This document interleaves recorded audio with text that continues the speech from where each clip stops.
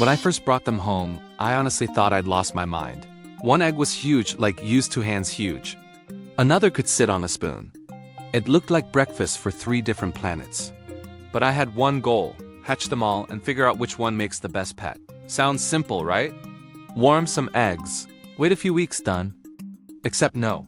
It turned into the most expensive, sleepless, ridiculous science project of my life. So yeah, I did what any overly curious person would do. I bought a lot of eggs. 10 ostrich eggs, 20 duck eggs, 100 quail eggs. At this point, I probably needed a farm license or therapy.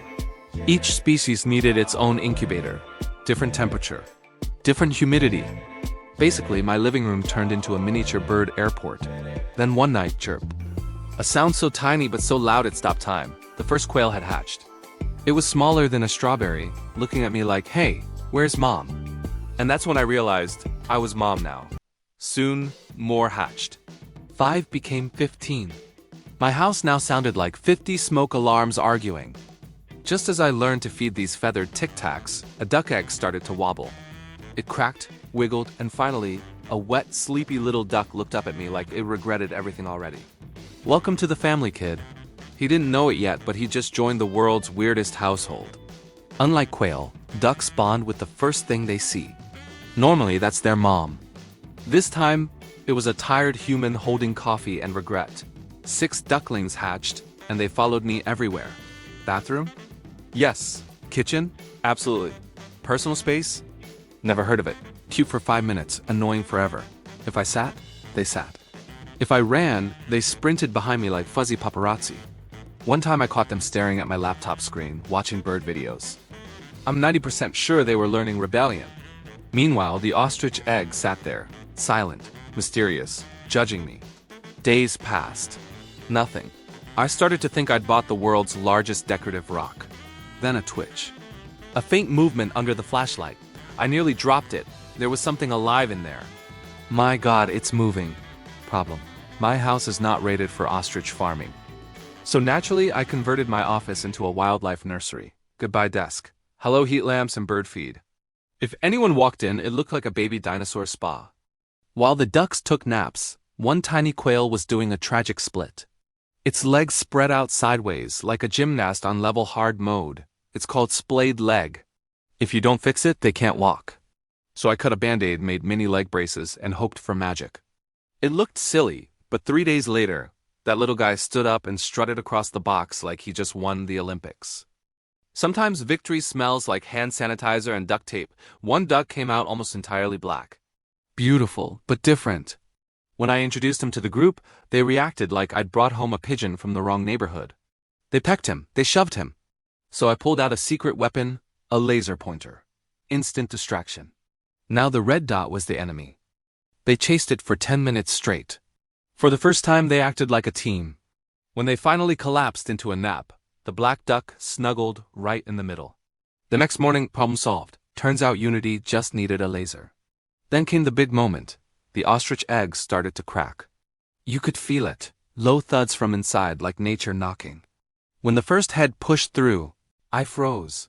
It looked straight out of Jurassic Park. Long neck, giant eyes, confused expression, like a prehistoric toddler seeing Wi-Fi for the first time. It took hours. I couldn't help. If I did, it might die, so I waited. When it finally stood up, its legs shook like spaghetti in a hurricane.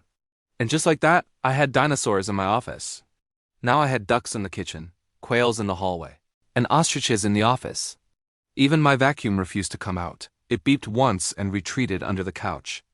I smelled like straw and coffee. My sleep schedule no longer existed, and yet, I loved every minute.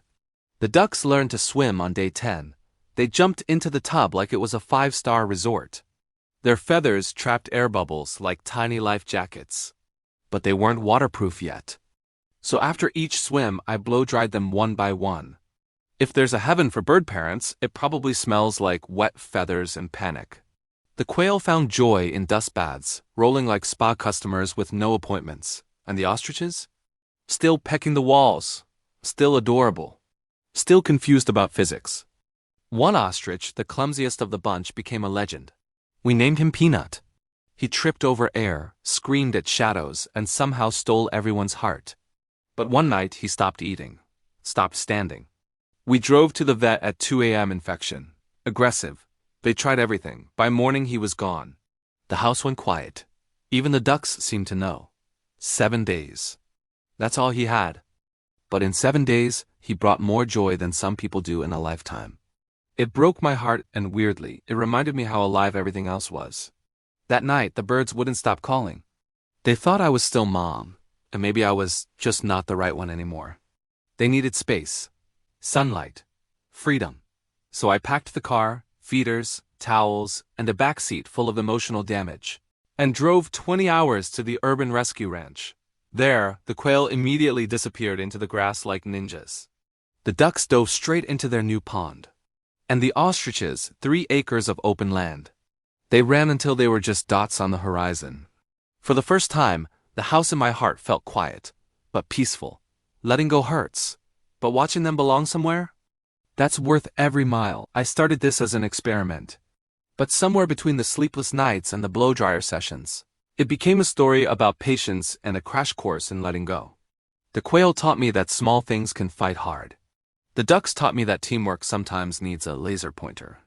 And the ostriches, they taught me that life's biggest miracles can hatch from the toughest shells. So yeah.